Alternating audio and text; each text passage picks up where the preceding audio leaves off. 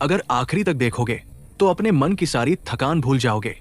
रेगिस्तान की उस रात आसमान अजीब तरह से लाल था। रेत के टीलों के बीच भारतीय सेना का एक फौजी विक्रम अकेला गश्त पर चल रहा था। चारों तरफ सन्नाटा था, सिर्फ बूटों की आवाज और दूर बहती हवा। अचानक उसके कदम किसी ठंडी धातु जैसी चीज से टकराए। विक्रम रुका, झुका, रेत हटाई। उसके सामने था एक पुराना टूटा हुआ चिराग जिस पर अजीब और अनजानी भाषा में निशान खुदे थे। जैसे ही उसने चिराग को साफ किया, हवा थम गई।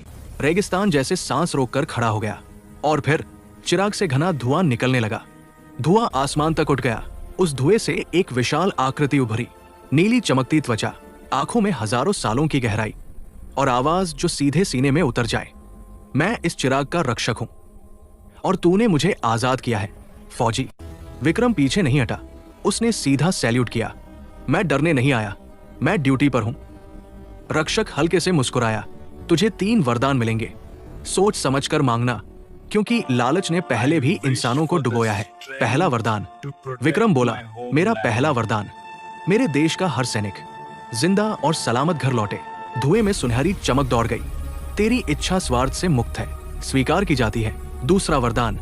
कुछ पल चुप रहने के बाद विक्रम बोला, मेरा दूसरा वरदान, मेरे देश के दुश्मनों के दिल में ऐसा डर पैदा हो जाए कि युद्ध की नौबत ही ना आए।